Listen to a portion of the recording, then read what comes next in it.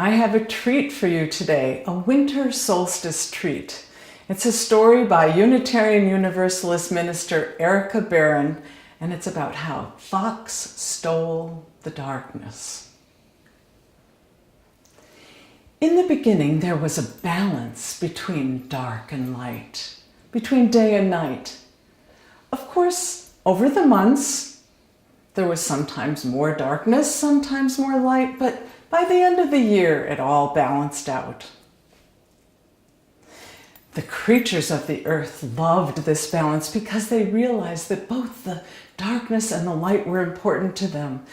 Darkness so that seeds could germinate, so that sleep could restore those creatures who needed to sleep. And of course, the mystery of dreams coming from the darkness. And the light was also really loved by the creatures. It gleamed and glittered and shone. It allowed them to see things that were otherwise hidden. It allowed them to see the world. So this balance continued for many, many years and was appreciated until we came along, we humans, because we humans always preferred the light. We thought the gleam and glitter and shine of the light was something that was absolutely beautiful. It allowed colors to be seen. We loved to be able to see everything in the world and not have anything hidden. So we always sang songs of praise to the light. We created stories that showed how important the light was. We even painted pictures with bright colors, glorifying the light. And this really didn't change the balance of the dark and the light. There still was a balance, even when we started making fires and sat around them in the darkness. It didn't really change how much dark and light there was in the world until we created electricity. And then we started to light up the world, light up every corner of the world, so that even in the darkest night, there were lights all over the globe. Now, the creatures of the darkness noticed this, of course, and the creatures who lived in the liminal spaces between the forest and the field, who came out at dusk and dawn, creatures like the fox.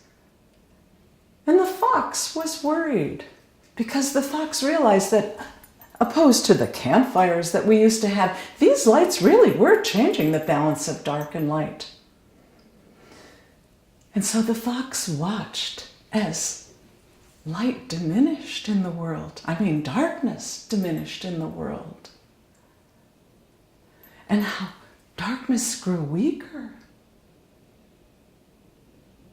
So one day, Fox hatched a plan and decided that she would make a difference. She would teach people how important the darkness was to them. So on the brightest noon of the year, she pounced. And she grabbed the darkness and tied it into a bag and took it back to her den. And the people noticed this, of course. All of a sudden, light was not just bright, it was brilliant. There were no shadows in the corners any longer. There no longer was darkness inside of a hollow log. There no longer was even the dappling of leaves under the deep canopies of trees. And the people were very happy. All of a sudden, they had what they'd always wanted, brilliant light, light that was not diminished at all by darkness.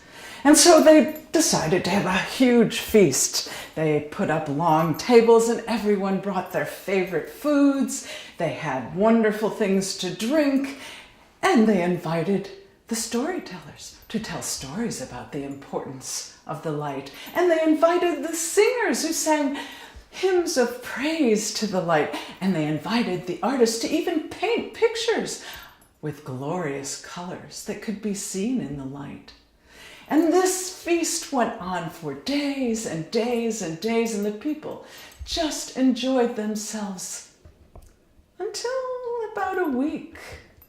And then they realized that they were starting to feel sluggish and a little under the weather. And at first they thought this must be because of the food that they were eating. But then they realized, as a couple more days continued, that they also weren't sleeping very well. There was no darkness, so sleep was a little bit more fitful. And as they realized this, they started to feel some regret.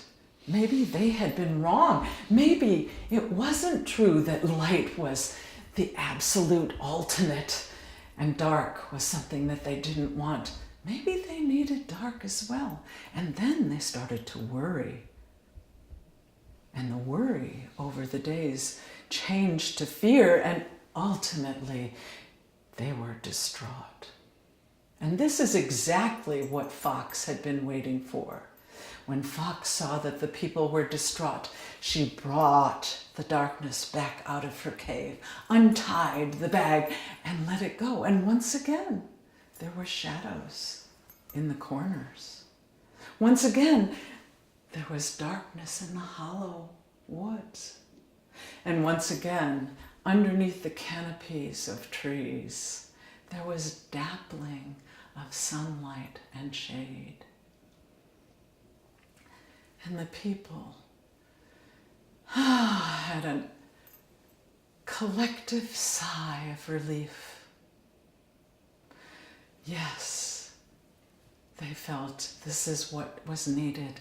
Once again, there is darkness and light. Once again, there is a balance between them. Once again, we can sleep when we need to. The seeds can germinate. And dreams can come from that mysterious realm of darkness. And the fox? Well, the fox was changed by this experience as well. When she went out to capture the darkness, she had pink paws. But once she had grabbed the darkness, tied it up into a bag, and taken it to her den, her paws were black. So that's the story of how Fox stole the darkness.